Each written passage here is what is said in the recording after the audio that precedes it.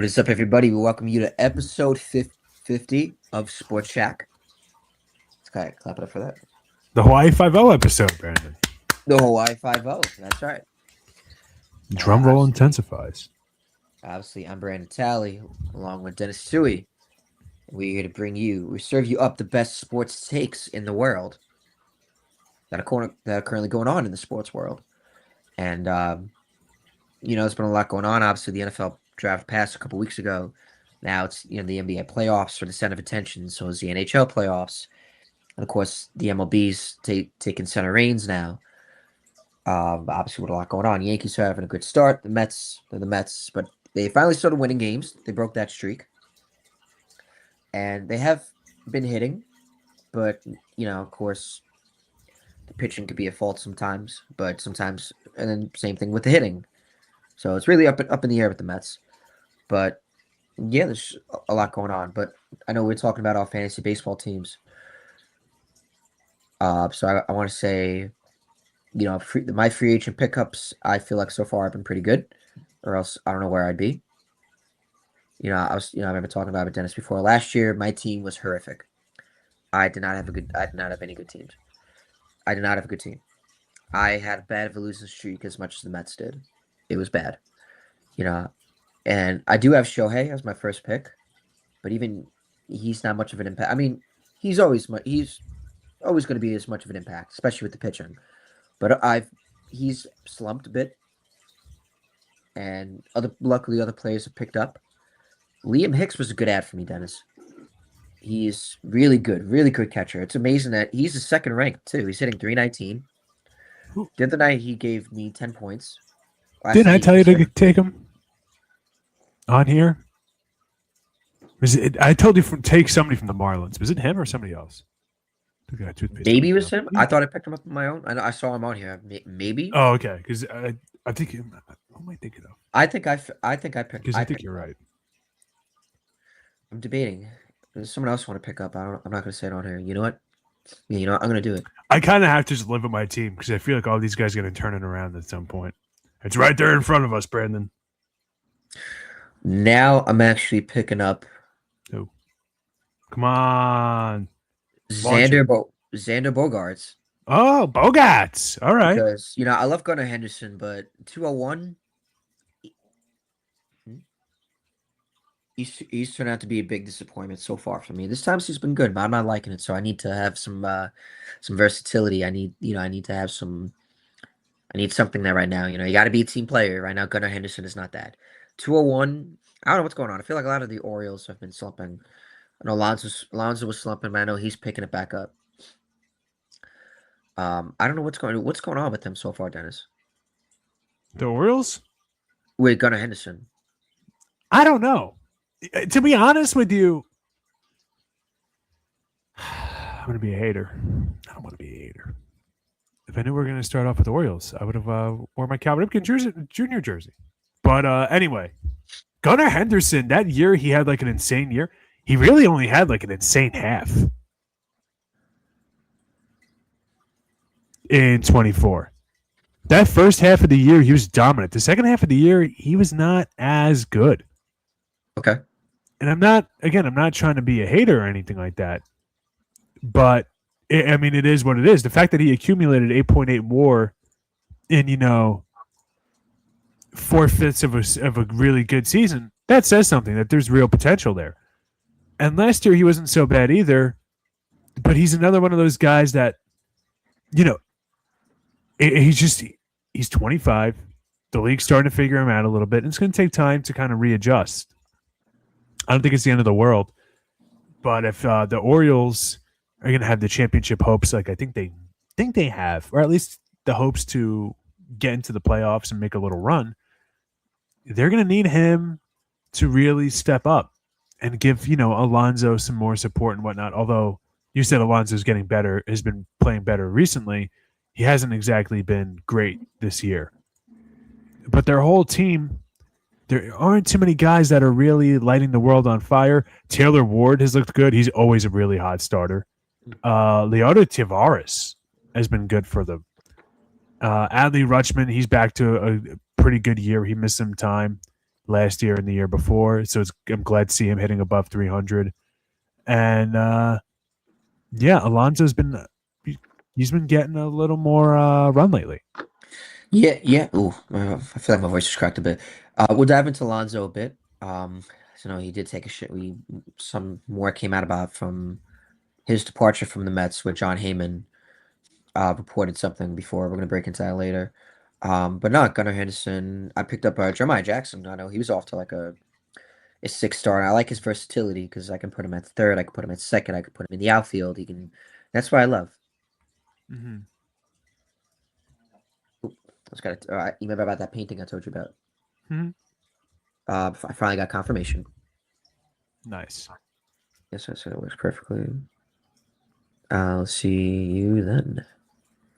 For also we oh, I have the SportsShack mascot in the back, Sadie Grace. She's napping behind me.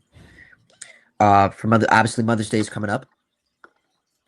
So I hope everybody has a great celebration with the mothers. Yeah. You know, I'm very excited to celebrate with my mother. Very tight bond and close bond with my mother. So I'm excited. Maybe I might take her to see the Michael movie. Okay. Yeah. So hopefully, yeah, we'll see. But I'm gonna go get the gift that at 1 o'clock. So now I thought it was noon, but my guy just got back to me. My painting. That's what it is. But I know I told you before. And he said 1 o'clock. Can he come at 1? So I was like, yeah. Getting a painting of your dog is awesome. I got to show you the one of Sophie, but now the one that we have getting of Sadie, it's gonna be great. Honestly, maybe I'll have him paint. I'll have him paint like this. Oh, nice. I should. Honestly, I should. I would love to get that painted because I love that painting. The story behind this photo, real quick, and we'll go back to baseball, is obviously this is actually when I broke my foot, and that's the Oh. day after my surgery.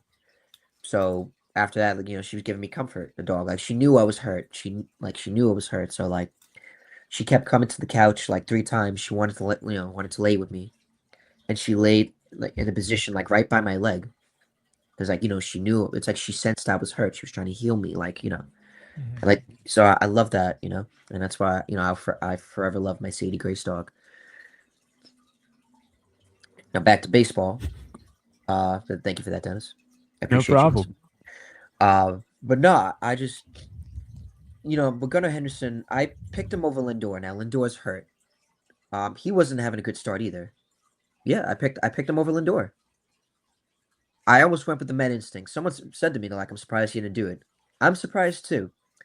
But I reached and I took Freddie, 5 inning Freddie. When I You're probably could have. dropping Henderson outright? Nah, no. Oh, you're just all right. You're dropping someone else, just a little temporary upgrade. I get you. Right, and he's hitting like 277. He's been doing pretty. He's been doing pretty good. He's had 2 home run game too. So yeah, so why not? But like I said, just my fantasy team has done really good, and I'm just amazed. Like, I wonder what kind of multiverse this is because seeing my fantasy team in baseball do good, winning 3 straight, this is a quicker turnaround than the. This is a quick turnaround. I can't think of a team. Then the Mets. To be This is them too. honest, you started off 0-2. Now you're on a 3-game winning streak. The Mets started off worse and have still comparatively been worse. So there you go. But what do you think on your fantasy team so far? Ugh, we're struggling. One thing I will say, Cal Raleigh has been terrible this year. Offensively, he's been horrible. He's been really bad. And at this point in time, I think I'd rather have one of the Charmin Bears than the Big Dumper. He's just, there's no other way to say it. Honestly, all of the Mariners have been pretty bad considering what I think people expected from them. They're 18-22 games below 500. My God, yeah, he has been really bad. Cal Raleigh's batting 175, 7 home runs, 18 RBIs, 48 strikeouts. Thanks for playing. Josh Naylor started off horrible. He's batting 234. Josh Naylor. That means he's actually been on a bit of a hot streak. He was that bad. at one point. Like Cole Young is batting 276. That's their highest batting average. Their highest OPS plus is 132 from Luke Raley, who has 6 home runs and 16 RBIs. How many doubles? 4 doubles, 1 triple. Yeah, I don't. I mean, this is definitely not a good start from so far. Did he I did he doubt the catch validity of all that. of he this is kind of I'm looking at his stats right now on Baseball Reference. The past couple of seasons in 24 he played 153 and then 159. Um so like Yeah, was he always a catcher? yeah. Listen, he caught 159 games. You remember? I think he should have gotten the MVP over Judge. I do. Right. Yeah, yeah, yeah, I yeah, still yeah. think that, even though he's playing horribly this year. I still think that. I also think again like you said, I feel like when you're catching that many games over the past couple of years, it's going to hit you. Like it's just the stamina, I don't know if he's maybe fatigued, he's burned out, but it's going to get to you, and especially in the World Baseball Classic, he didn't really look up to par either. He was hard. He was unplayable. He was horrible. Yeah, People at the he was time were awful. criticized Mark DeRosa for not starting him over Will Smith. Will Smith was better at the time. And going into the year, Will Smith still much better. So I don't know. I don't know what's going on there. I picked the A's to win that division as like a weird betting value pick, kind of. Like I like their lineup. Why not? It could Yeah, happen. That division's always weird. yeah. So I went with it. And they're currently ahead. I don't know if it's going to last. The A's, they just absolutely obliterated the Phillies yesterday. But I don't know, man. I don't know what to make of that division at all. Because the A's, their lineup is really good. Their pitching is not. And the Mariners, their lineup is not good. Their pitching is not as good as you would have expected. Brian Wu had a really good game the other day. But even then, not exactly what you would expect out of that rotation. Their team ERA is 3.63. That doesn't sound so bad. Right. But again, I feel like a lot of that is a few good games sprinkled in by some guys. Luis Castillo has a 6.29 ERA. However, he missed some time. So maybe the ERA is a little hyperinflated, but regardless, they're still not winning games without it because they have the same problem they've had the last 5 years. Their lineup sucks. I hate to be like that kind of crude about it, but it's the truth. Their entire, main starting, like their entire roster combined has hit 42 home runs. That's not really, like, the run production is just not really there in the way you would expect it to be there. So I don't know. And if you want more statistical evidence there, the Mariners are the 6th worst team in run output this year, tied for 6th with the Red Sox, who just fired their manager over and still ahead of the Mets. But I don't know what happens from here. They're 5th worst in hits. They're actually middle of the pack with 42 home runs. They're actually slightly above league average, which I'm surprised by. Maybe I'm spoiled by the Yankees having 61 already. But I don't know, man. Okay. I don't know what Yeah. their deal is. They're actually, I'm kind of dunking on them a little too much. They are 6th best in team ERA for pitching. Okay. So maybe that I am being a little harsh there for the Mariners, but I don't know. I when you have a team like that struggled for runs the last couple of years, you need all the guys you can get to really produce the way they're expected to. And if they're not going to produce, at least don't be so far below expectations. But for Josh Naylor to be unplayable for the first about month of the season until very recently, and for Cal Raleigh to just be unplayable offensively all year long, that's tough. That's really, really tough. And I'm the one who has to pay the burden. in my fantasy baseball leagues. Because remember, I was kind of talking that talk like, well, I got Cal Raleigh as my keeper, and what did I get me this rant for 4 minutes? Yeah, what are you gonna do? But just obviously, that's what's going on with the state of the Mariners now in terms of the New York baseball. Um, I like that Christian Scott was able to pitch yesterday. He had a good outing. Yeah, not bad. I mean, because I know he pitched and he got set back down, and then he got called back up. If he's the future in the Mets pitching rotation, the Mets got to find a way to keep getting him up there, getting some experience, getting some outings. And our last outing was a good one. So hopefully they keep that going. The Mets are, now they're in Arizona, so that's gonna be a late game to watch when I come home from work. It's gonna be fun. And so yeah, it's just I'm glad they finally ended the streak. They took two. They just they took 2 out of 3 at Anaheim. They took 2 out of 3 with the Rockies. So just keep the Diamondbacks. Looking at them, they're close to the Mets, but they're not 17-19. I mean, still a good team, but not great.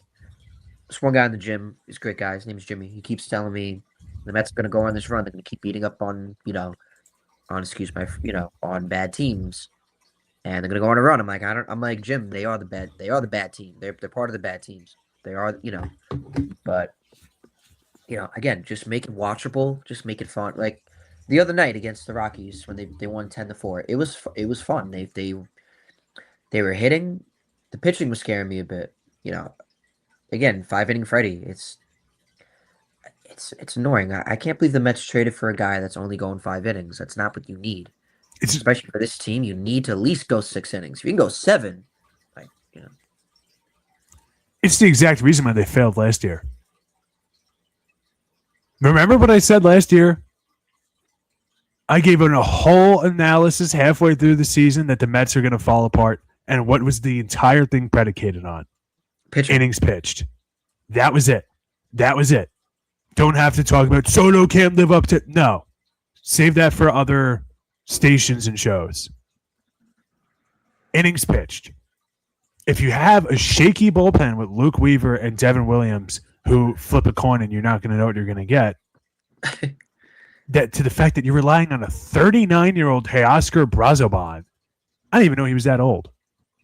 Like 36 or something like that. You're relying on Teoscar Brazoban to be your entire bullpen.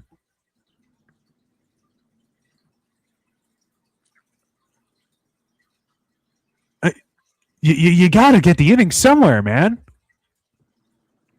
I don't. And when you said the first thing you said when you were just talking about it, I was happy to see the Rockies turn things around. The game against the Rockies turn things around. You hit the nail. Hammer the nail, man. Hammer the nail. The 2024 Mets team, when we look back at it, the success they had, what's the first thing you say? They were fun. They never should have gotten rid of Jose Iglesias. Okay, statistically, he wasn't the best. Did you take a look at the train wreck that is your locker room?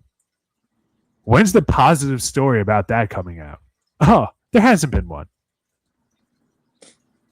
I hate to say it. I'm not going to say Lindor is a crappy captain, but if it looks like a duck, quacks like a duck, there's some disunity there over the last couple of years. So you get rid of the glue guy? That's just what they do. That's what they did. They got rid of the glue guy. I don't know. Is Jesse Winker hurt or is he off the team? He's been off the team.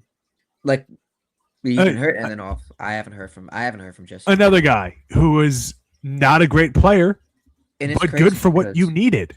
And it's crazy because like these were David Stern's players that he picked up. Like these weren't like Sandy Alderson or like the previous regime or like this was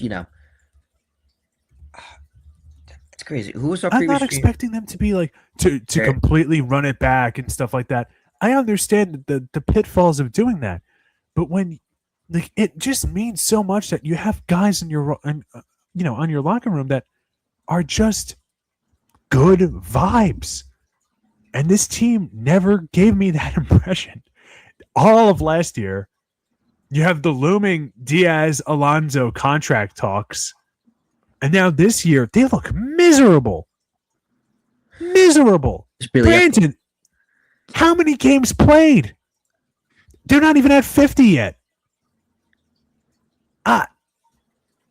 I hate advocating for people losing jobs. They're not even at 40. Forget that. I hate advocating for people's jobs, man. Alex Cora is sitting right there. Yeah. I'm not. No. See, again, I'm not advocating for people to be fired. But if there's anybody, all I'm saying is, if there's anybody that's going to take blame, it's got to be on Stearns. He put this roster together. This is not at all should be on Carlos Mendoza. Because again, look what happened in 24. He managed a great team, and they didn't start off good either. Again, this has to be on Stearns. He broke down a core that Mets fans loved, and again, McNeil. I guess you wanted to trade him. Nimmo, his contract. I get it. But Alonso literally broke the home run record. He was the face of the franchise, essentially. And it was a big fan favorite. So, and you replace that essentially with just recycled guys at first baseman. Mark Vientos, not really a first baseman. Brett Brady, not a first baseman. Jorge Polanco, what did he do for the Mets before coming over here? Nothing against the guy. I get it. He's clutch. But where is he? He's on the shelf. He's on the IL.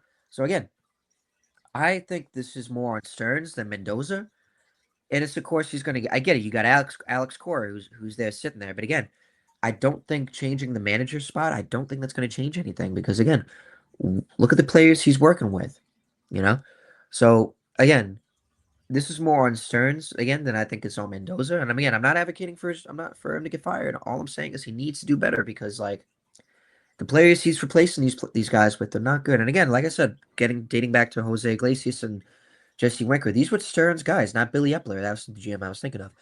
So when you get rid of these guys that are core players, again, Jesse Winker was hurt, but Jose Iglesias, the OMG, that was essentially all him. I don't know if you're trying to change what he was trying to change, like the image or the vibe of the team, but you can't get rid of that. I'm sure if they had his bat, they probably wouldn't have been in the playoffs last year. There's a lot of players that David Stearns got rid of that if they stayed, the Mets would have been a playoff team last year, but they weren't. Luis Severino, you let him go. He goes to the A's. I give him credit for bringing back Sean Manaea, but of course now he's hurt and now his velocity is down. So I disagree with the fact that, they should get rid of Mendoza. I mean, if you want to change the energy and the vibe, sure, I get it. But I just don't think this is anything to do with him. It's more on Stearns. I get that. I this sounds like so recycled. I ultimately think a lot of it is on the players. That too. I feel like a lot of their guys should be better than they actually are playing for whatever reason. And I think like the fact that I'm not even using statistical analysis for why they should have kept Jose Iglesias. I'm just picking off pure vibes because your team looks miserable. Is a little less about Stearns and your team needs to get it together. Guys, you're grown-ups, But I don't know. Like I understand on the one hand, I was dunking all over their pitching last year, and I don't think you guys really fixed it. Freddie Peralta's okay. I actually thought that he was an ace or whatever, but truth be told, he's getting exposed. He's getting exposed as a guy like you called him 5-inning Freddie, LMAO. I don't know if you came up with that or not, but that's funny. And but the rest of your pitching rotation is not exactly a lot of stoppers, so to speak. I mean, I'm looking here. Your team ERA is a 4.01.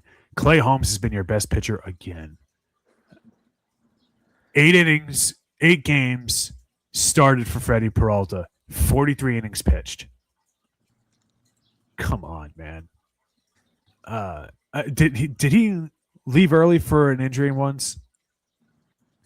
But regardless, speaking of injuries, Kodai Senga has been a bust. I hate using that word too, just as much as I hate advocating for people's jobs. But we got to call it how we see it. He's been a complete bust. He had that good first year with you guys, and since then he's been perennially injured. You want to talk about making changes to the bullpen? I actually think an answer is kind of when he comes back, put him in the bullpen and put Manaea in the rotation. Might as well. Might No, as well. If I Kodai have no. if your starting pitcher can't stay healthy, put him in the bullpen. Save innings. Yeah. I don't know why teams refuse to do this. I said this for years with Noah Syndergaard too. Like Noah Syndergaard's throwing 103 miles an hour. His arm keeps falling off after 2 innings. Gee, if only there was a really straightforward answer that we could use to solve this problem. Now, a lot of that supposedly was he didn't want to go to the bullpen. Look how his career turned out. That's why there's coaches for a reason. But I don't know, man. This rotation's not good. I give it to you, but I'm looking at the team too, and yeah, no, like I said, I didn't expect these guys to be this bad. I mean, I can't blame. All anybody's been talking about is Carson Bench is the next big thing, and he's a young guy. I get it. David Stearns, he did the right move by calling him up. Carson Bench is just not. He's, I think, clicking recently.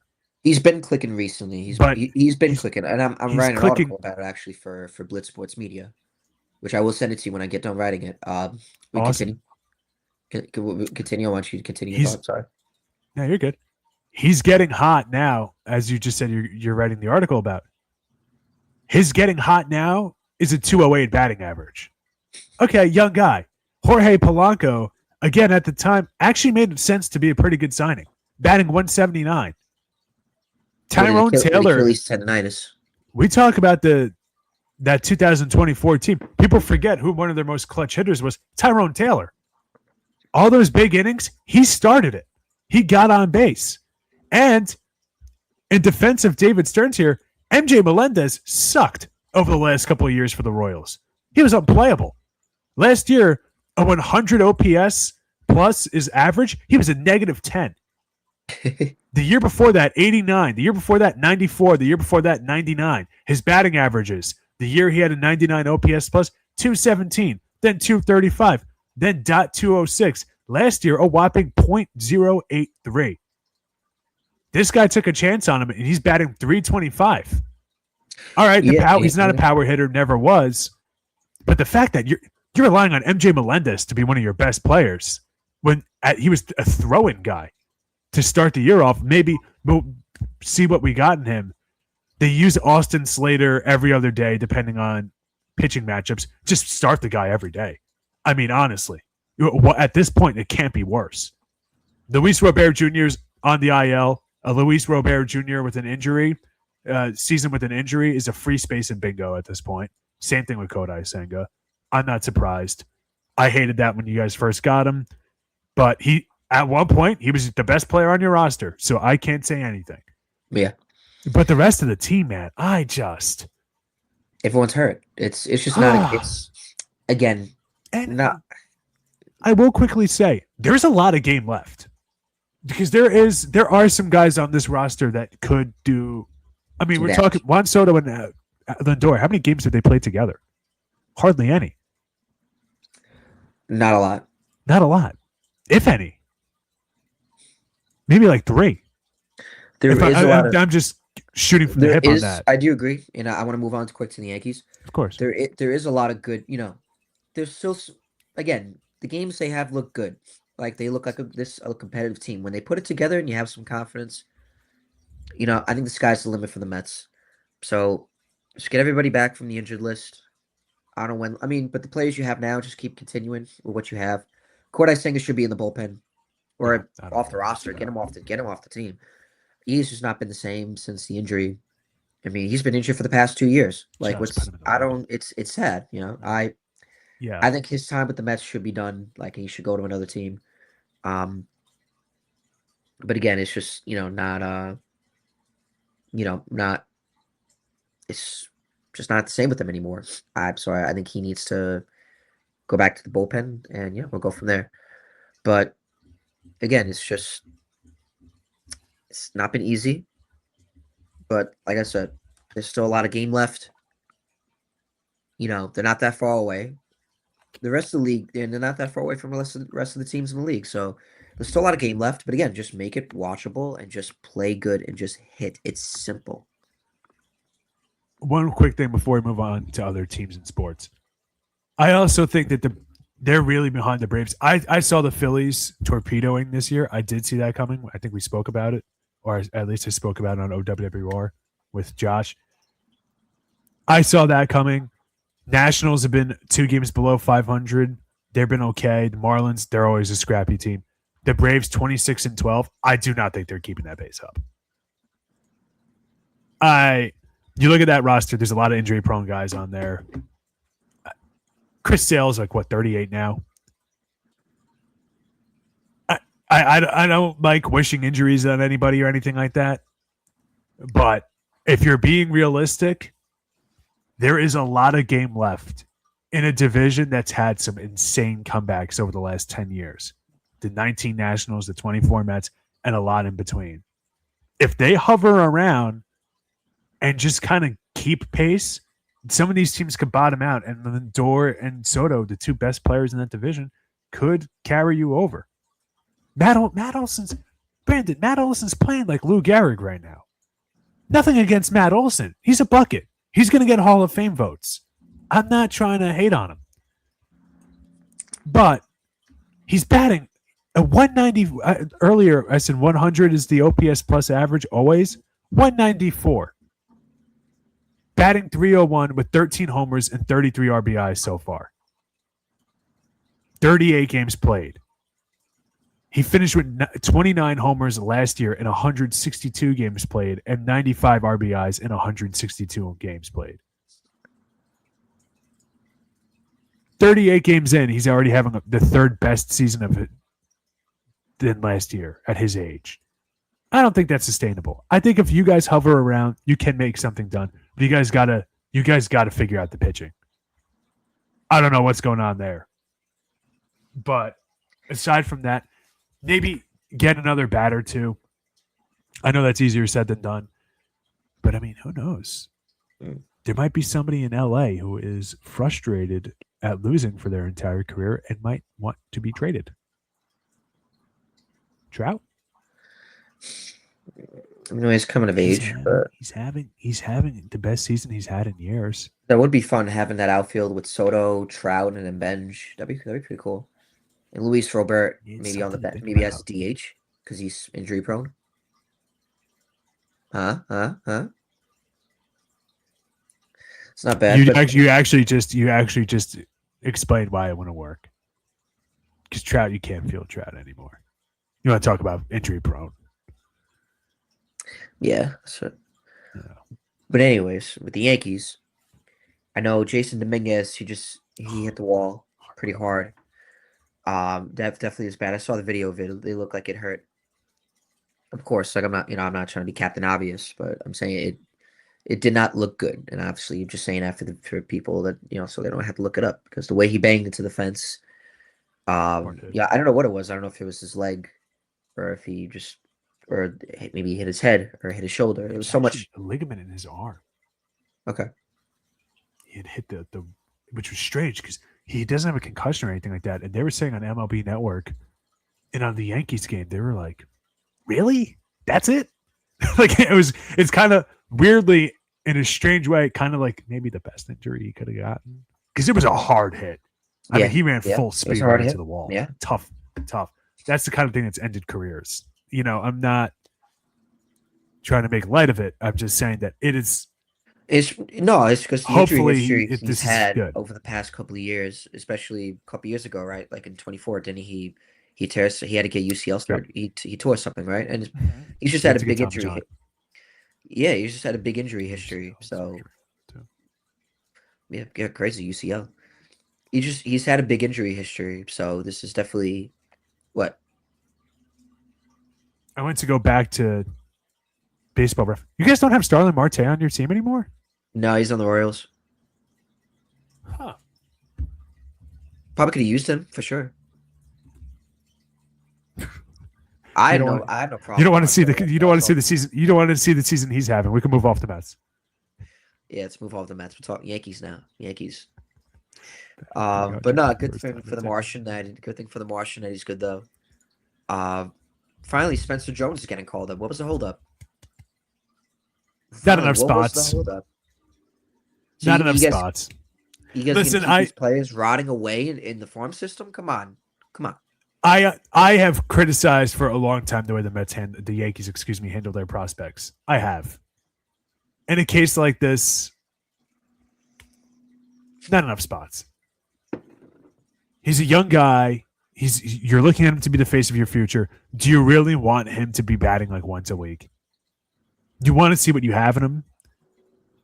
Trent Grisham keeps kind of foiling the Yankees' plans by being too effing good. He's been hot.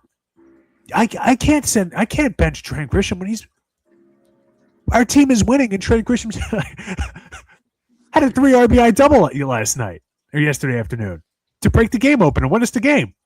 Right. What am I going to do? We got Aaron Judge light and Trent Grisham.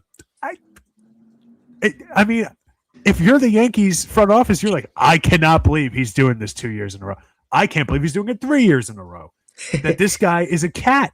He's got 9 lives. You can't stop average, this mustachioed man. The batting average, that's a big no for me. On who?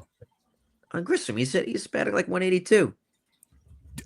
I know, but hear me out. And you know me, Denis, like old school batting average, rah. Dude, the last 5 games, 5 hits, 3 doubles, stolen base. Like he's starting to get it going. And defensively, he's really good. You can rely on him. And he's kind of been holding them back. The other thing is the last 2, Yankee wunderkinds you called up didn't really pan out. Dominguez has not exactly been living up to Martian expectations. He's not like the Martian they have in San Antonio. He's not like Wembanyama. That's exceeded expectations by a lot. Yeah, it's like, oh boy, is this guy really what we stopped all these trades for? Anthony Volpe. Whatever happened? I feel bad for the guy. Me too. He seems like a really nice guy. But I could understand them trying to be a little more conservative with their prospects. However, in the past, they've been too conservative with their prospects, and it's what cost us Miguel Andujar, who's, I don't know, only hit 300 everywhere else since leaving. But I'm glad we didn't trade Clint Frazier for everybody and their mother when he offered. So, as much as I like dunking on the Yankees for how they handle their prospects, Spencer Jones kind of makes sense. Like, he wasn't really a need necessarily. And once you call him up, service time and whatnot. And I kind of get it. If your team's winning, your team is winning. If they're in a position like the Mets are in, not trying to dunk on you guys, but if a position like you guys where it's dire, I understand it. But it hasn't been dire. Welcome to the team. Welcome to the show. Spencer Jones. Let's see what you got. Come on, big fella. Lefty Judge at Yankee Stadium. Booyah. Come on, Brandon. How can you not love that? How could you not be romantic about baseball, Brandon? Come on now. No, yeah. Hey, like I said, Yankees are on a good track right now. They still got, Rondon, and they got Cole, in the minors getting in rehab, getting ready, to come back. And it's gonna be exciting when Garrett Cole comes back. I definitely, I'm saying I wouldn't mind, getting a Yankee game in. I'm saying I know the Yankees are not really my favorite team, necessarily, but I like going to a baseball game.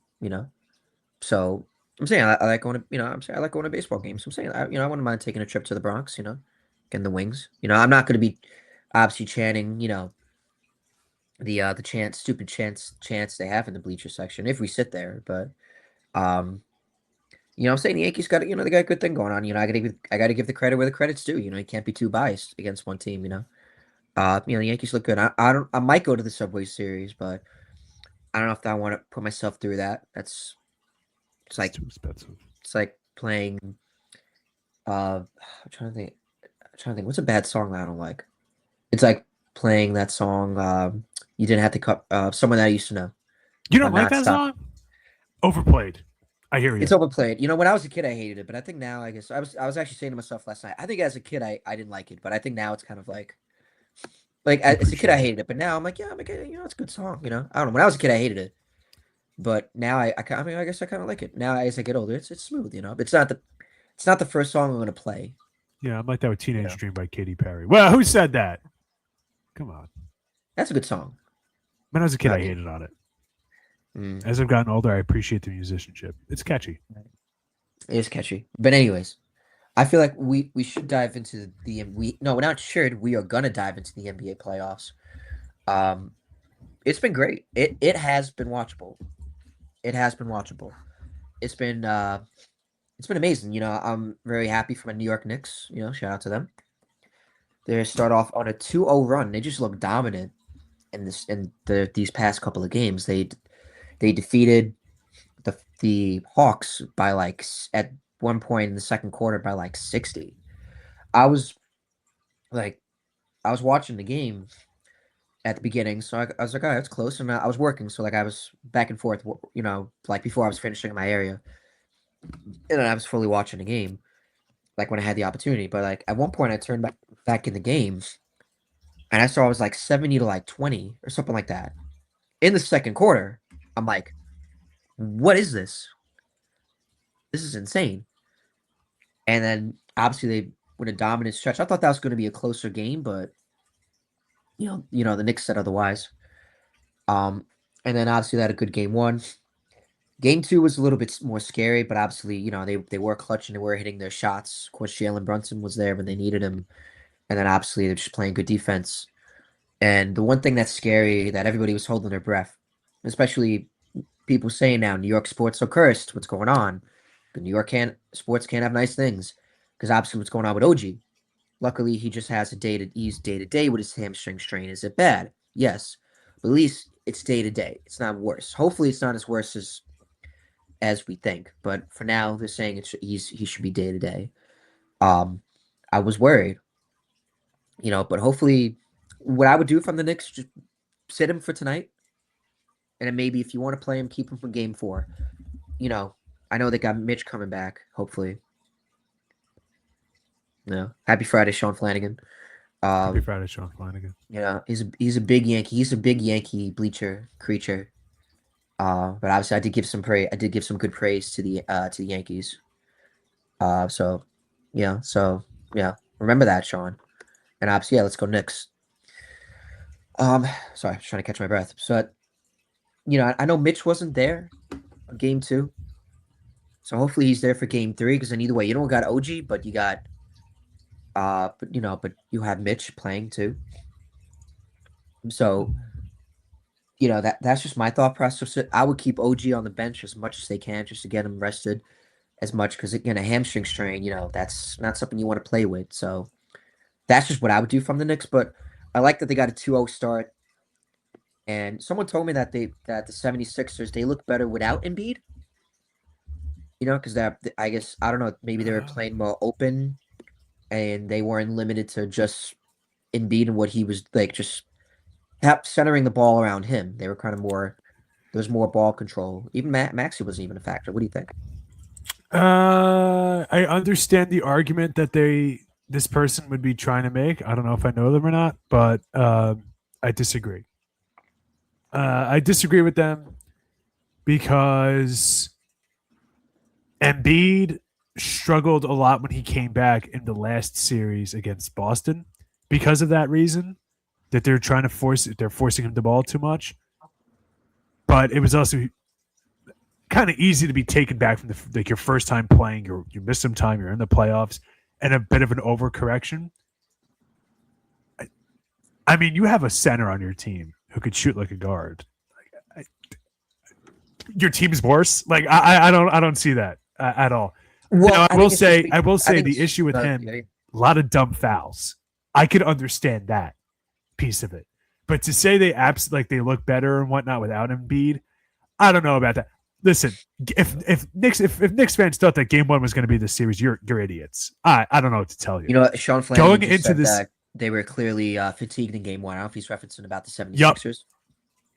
just about to. That's great analysis, Sean. Game 7, they go into an absolute rock fight against the Celtics. They come Yeah. back. They went down 3-1 in the series. 2 days later, they're in Madison Square Garden playing against the Knicks. This isn't really a young 76ers team. Joel Embiid coming off of injuries, kind of broken down, right?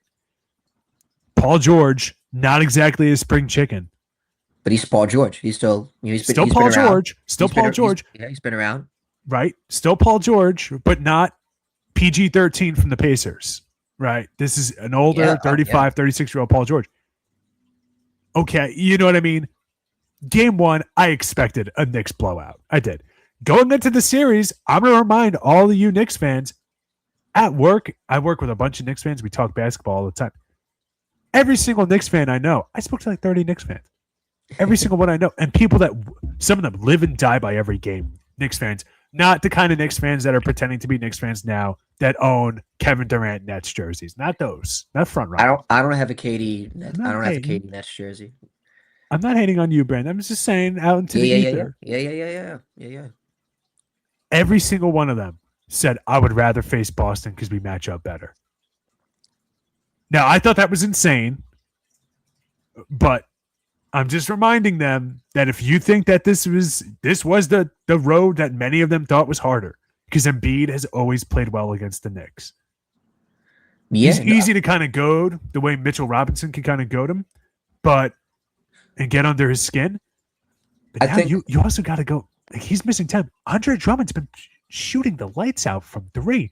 Andre Drummond, who was played out of the league for not being able to hit free throws, is hitting threes like Mark Price. Wow, Mark Price, that's a pull. Like, this can be tougher for the Knicks. I can see the argument that whoever said that was making, that this could be a better team without Embiid in that regard. However, even without OG Anunoby, your Knicks team should be deep. Like, I think that this is about an even matchup. Right now, the spread on ESPN.com is -1.5 in favor of Philly. Yeah, I think I agree with that. I think you guys lose tonight, but win the series. And it's a matter of – I'm sorry, I keep cutting you off. It's a matter of getting the role players right. If Josh Hart could really be an X factor in this game, if Deuce McBride could really be an X factor in this game, if Mikal Bridges could look like how he looked the last few games in that Atlanta series, where he looked like Phoenix Suns, Mikal Bridges, you guys got a chance. Brandon, go ahead. I think the argument he was trying to make is that, he's been hurt, Joel. So the fact that he's not 100% and that it's hard for them to kind of center the ball around him, where, again, they're able to maximize the other players throughout the lineup. Like you said, Andre Drummond, Paul George, Maxey, But, again, like you said, you can't Joel Embiid is Joel Embiid for a reason. You can't replace a player like that. So the fact that, he's someone that you definitely want out there, especially for the 76ers. He's their franchise player. So I think that's the argument he was trying to make.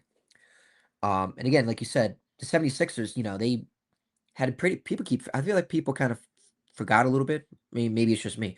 The fact that they came down from 3-1 and upset a Boston Celtics team that many did not think was going to happen, like many did not predict. So, this was definitely not going to be, it's good that they're up 2-0. The Knicks. It would have been bad if it was 1-1 right now. I feel like there's still there's pressure, but there's less pressure now. So again, if the Knicks could find a way to get past this series, then the sky's the limit for them, in my opinion. But then again, my concern for them, if they make it past it now, is against the Detroit Pistons. Going into the season, I said Knicks, Nuggets. Nuggets are out. I don't want to get your hopes up. I'm not a homer. I'm a Suns fan. I would not be surprised if the Knicks won this championship. I want them to win the championship. I want them to, but it's not going to be easy. I think I would heavily – this isn't even like New York fans being irrational. I would heavily favorite the Knicks over anybody in the Eastern Conference Finals. Really? Pistons or Cavaliers. Cavs? Definitely. Really? Definitely. Dude, Jalen Brunson owns Donovan Mitchell in the playoffs. Mitchell always has good games against him. He never wins. Evan Mobley's looked horrible. I mean, Christ, Brandon, you could get him to foul out. That's crazy. I don't know what's going on there. Jared Allen, credit to them. Jared Allen's playing like Nate Thurmond. I don't know where that came from. Actually, I do know where that came from. He's always been a really good center. And I remember 5 years ago when I said the Brooklyn Nets were morons for trading him. You know, look how that one aged. He's been good. Harden is playoff Harden. You never know what you're going to get. At this point, he doesn't even shoot. He just passes. Mitchell, you match up well against them. And they're down 2-0. If I'm a Knicks fan, I am rooting for the Cavaliers. I still think you guys would beat the brakes off the Pistons, but Yeah, no, I'm the way I look at this Knicks team, I feel like they're definitely better than they were last year. They just again they look dominant at times. They've when they put it together, they have good teamwork. It's great players. It's a great foundation. It's a good core. So and like Sean Flanagan alluded to, Carl Anthony Towns, he's been I like what Ron Jaworski, or not Ron Jaworski. That's the Adrian Wojnarowski. Wojnarowski. So I was kind of close. He alluded to like you're paying Carl Anthony Towns like $50 million for a reason. Use him.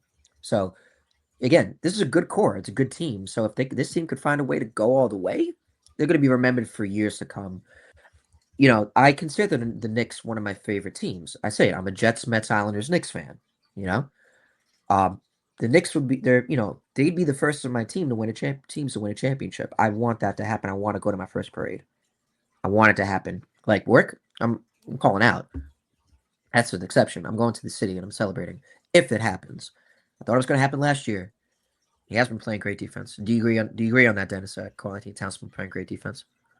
Yeah, he's been playing pretty good, and the fact that he's been playing pretty good, and no, never mind. I was looking at the wrong player for a second. I was gonna say he's playing pretty good, and he only has 6 fouls in the series. That's pretty good so far. That's actually OG Anunoby's stat line, but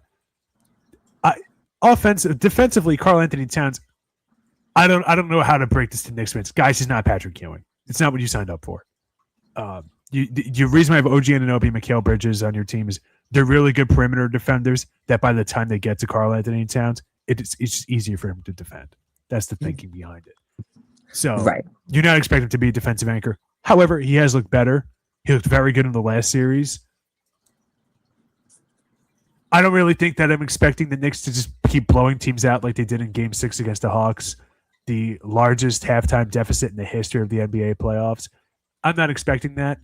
But what I will say about Carl Anthony Towns specifically, this team has looked way better in the playoffs because he's getting more involved. He's moving the ball around. They're using him as a strong focal point. And throughout much of the season, this was a valid criticism people had over the Knicks.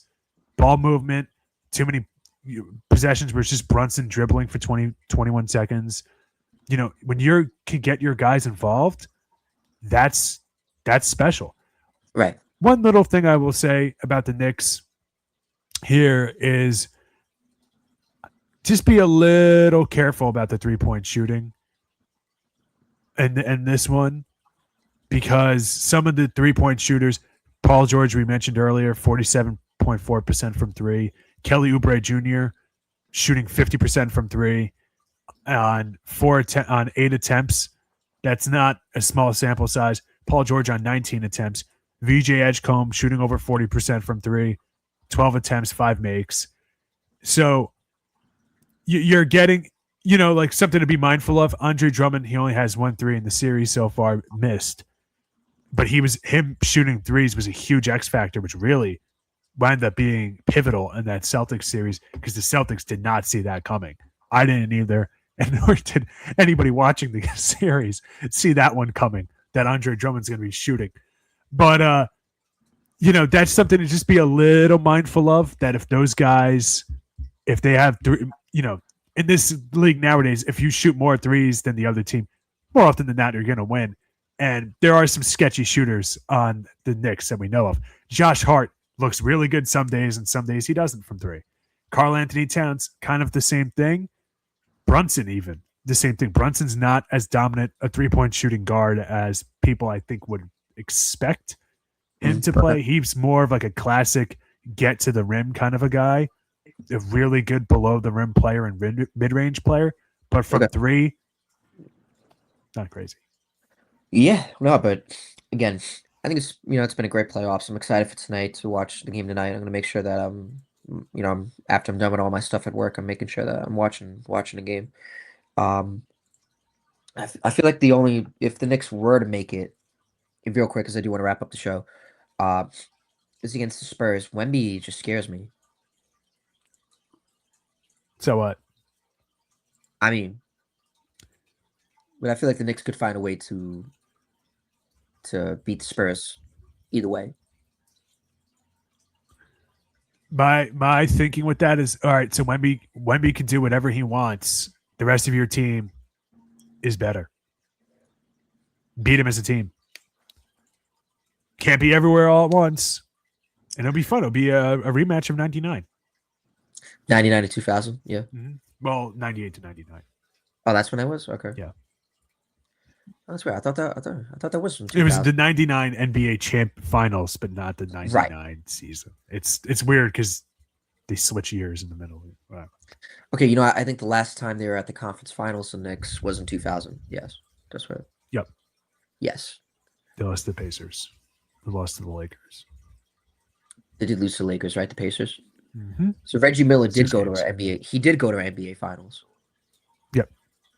He did. But obviously he never won it. Correct.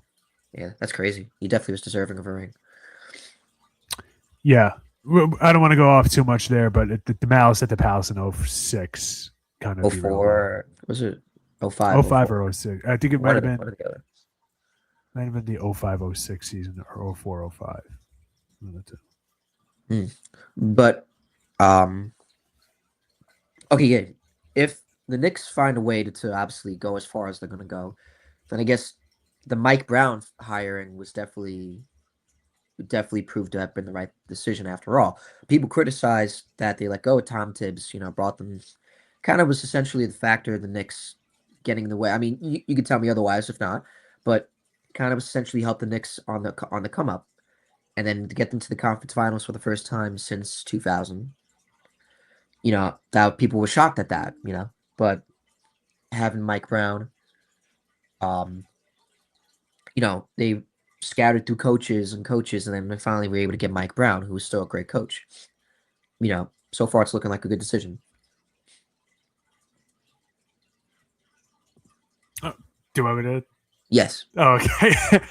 Yeah. Well, you know me. I was doing backflips when Mike Brown got hired for the Knicks. So that was great.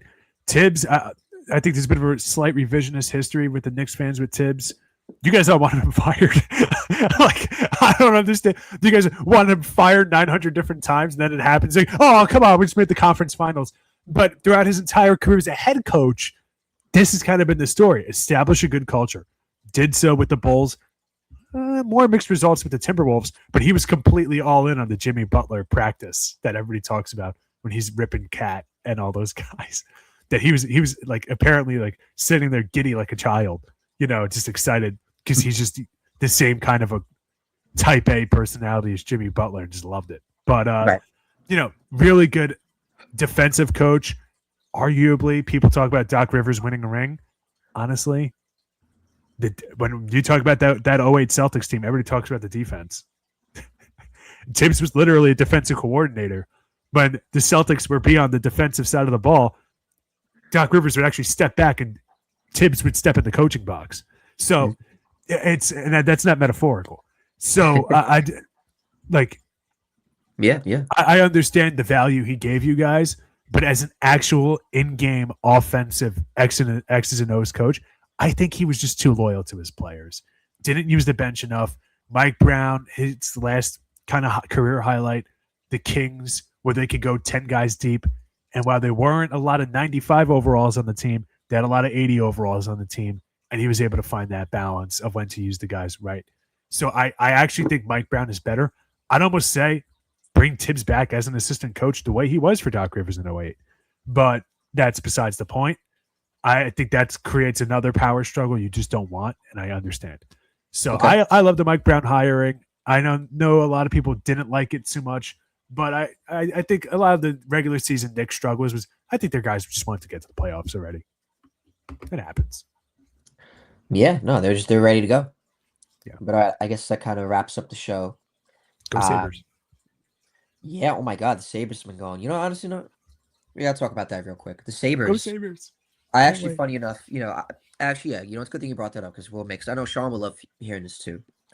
I'm gonna say because Sean is also a big hockey advocate, huge Islanders fan, and just I would say I'm an average Islanders fan. He knows more about the Islanders than I would. And I'm saying that's nothing to hide. It's just true.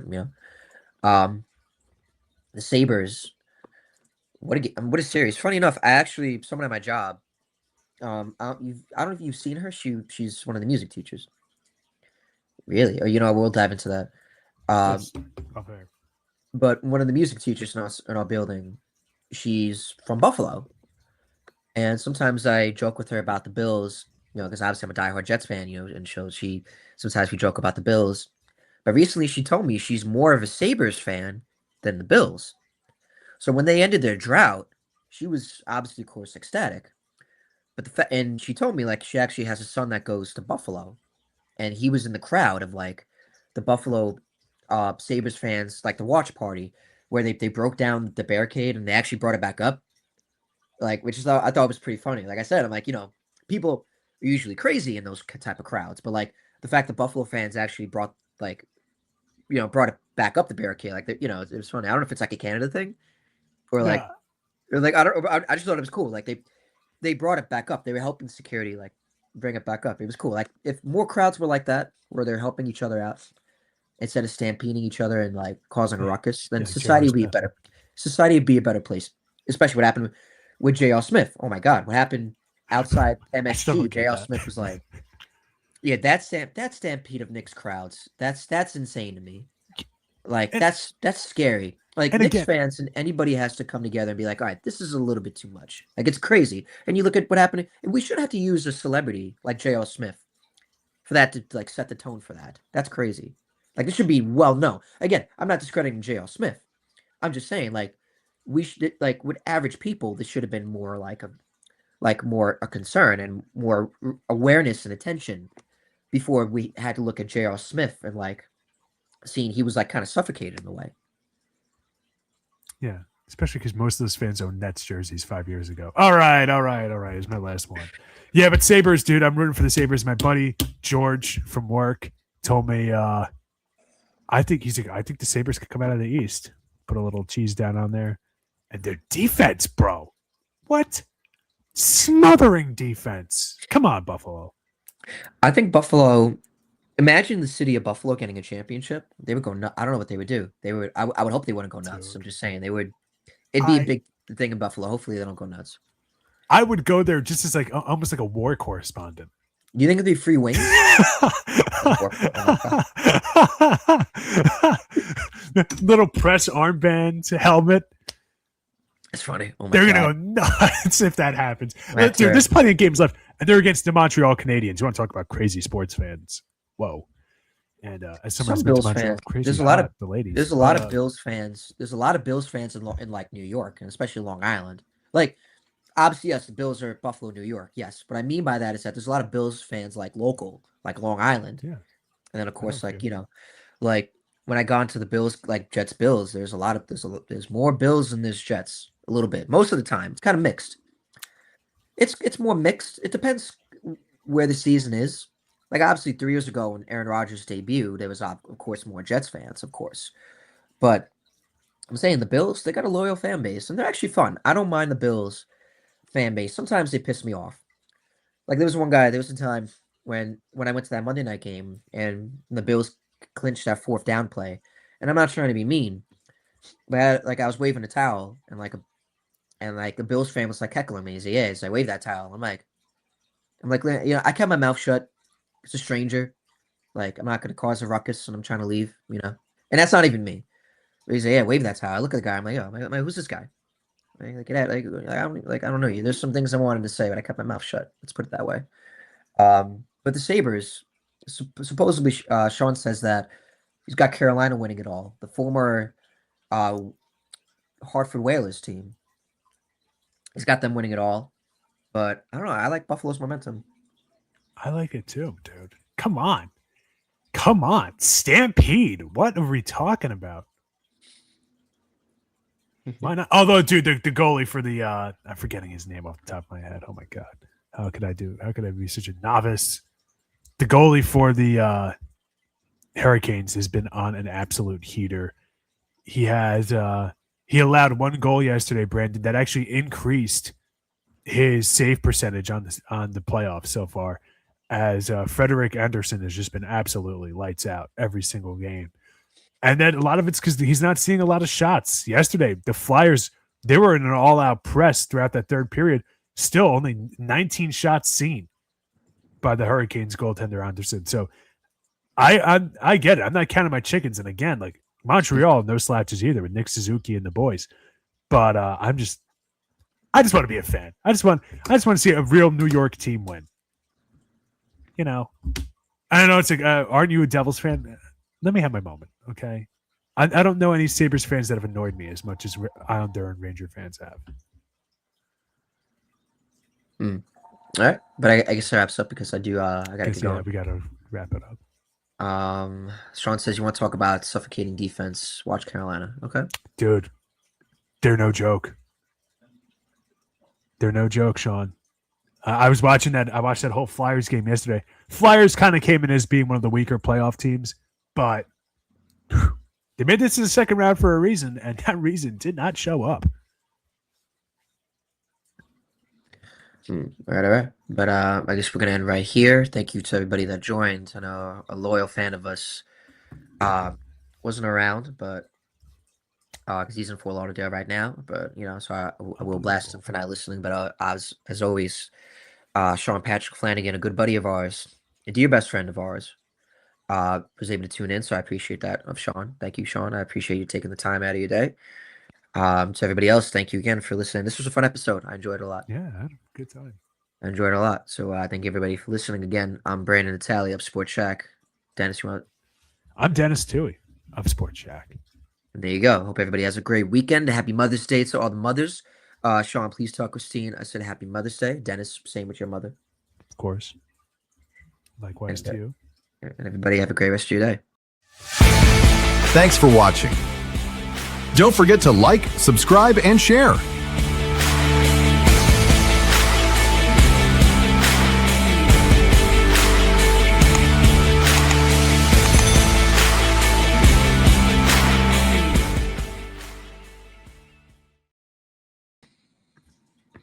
That was great. No, that was a great episode.